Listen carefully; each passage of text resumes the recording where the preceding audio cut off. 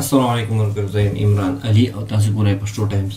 مرګرو نننۍ ویډیو چې کوم ده زموږ د تیرو دوه ویډیو په شانتې ده. په دې کې به هم موږ فایل فارمیټینګ کوو، لکه څنګه چې تیرو ویډیوز کې موږ کوم فونټس چې د اردو فونټس او د انګلیش فونټس چینج کړي، نو په دې کې به موږ سره په دې لاین کې چې کوم دا تیر دا کارنر پاتې دی، نو په دې ویډیو کې موږ د دې په باره کې زده کوو. نو راځئ چې زده کوو. کله زه په دې ځایونو کې کار کوم نو دا به اول ځان سره ټول اول سلیکټ کړم. دا ما سلیکټ کو. اوس زما سره دا کوم اوټو کوم سایز چې دی زما سره دا چې کوم سپیس دی زما سره د لاین کرخو په دې مینس کې یا لاین په دې مینس کې چې دا کوم سپیس وي په دې کې سایز ورکم، نو دا به راغونډ شي دا لفظ او د دې د سایز به کم شي. نو دا اوس ځان سره سلیکټ کوم او دلته رالم د اوټو په ځای دلته ما سره اوټو دی، دلته اوس لیکم 10 مو لیکو، انټر مې د کیبورډ نه دباو کو. نو دا سپیس چې کوم دی زما سره کم شو او زما چې کوم هغه نیوز و نو هغه راټول شو. بیخي اوس نه ښکاري. کله چې اوس د دې ځای ته راشم د دې ځای نه دا ماینس کم زیرو کم، نو دا واپس خپل ځای راشي. دا زیرو د زیرو لیکو، انټر مې دباو کو، نو دا اوټو شو.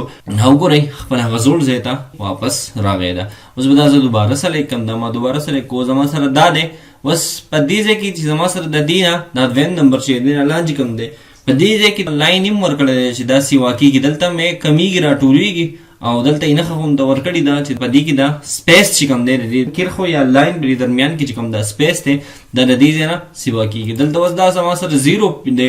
کله زه په دې کې 20 ولیکم او انټر د کیبورډ نه دباو کوم، د دې دا سپیس چې کوم دی دا سیوا شو.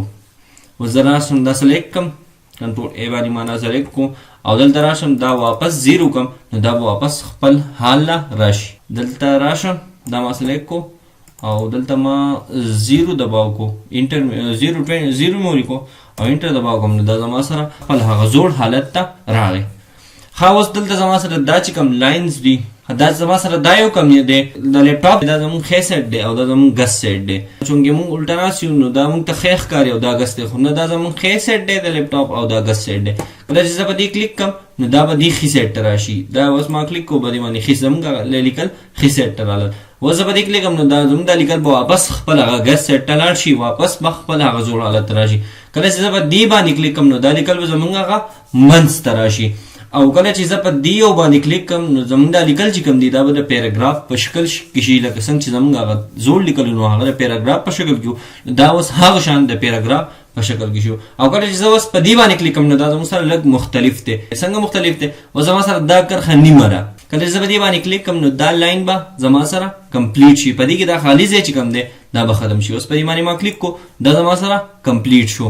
اوس کنټرول زیډ کوم، دغه شان اوس زه په دې پیراګراف دا غون نیوز سلیکټ کوم. کله چې دا غون نیوز سلیکټ کوم نو دا لیکم هم زما سره کمپلیټ شي او دا لیکم هم کمپلیټ شي. دا چې کوم الفاظ دي د منځ کې به سپیسینګ سیوا شي او دا کوم خالي ځای چې دی دا زموږ سره دا ختم کی. اوس په دې باندې ما کلیک کو په دې یو باندې نو زما سره خالي ځای چې کوم ختم شو. اوس دا لفظ دی د دې لفظ په منځ کې دا سپیس سیوا شو. دغه شان په دې یو کې دغه شان په دې لفظ کې هم سپیس سیوا شو. هغه زموږ سره خالي ځای ختم کو او هغه لاین کمپلیټ شو. دغه شان په دې ځای کې هم خالي ځای زموږ سره ختم شو او د الفاظ په منځ کې سپیس لږ سیوا شو او خالي ځای زموږ سره ختم کو. نو دغه شان اوس کنټرول زیډ باندې زه واپس راشم نو دا زما سره بیا واپس راشي. بس مرګرو په نننۍ ویډیو کې دومره. د بلې ویډیو پورې ماله اجازت راکړئ. د الله په امان. او که فرض که زموږ دا ویډیو ستاسو خوښ شوي وي نو لایک یې کړئ، کمنټس پرې خپلې خوښې ورکړئ او زموږ دا یوټیوب چینل سبسکرایب کړئ. والسلام.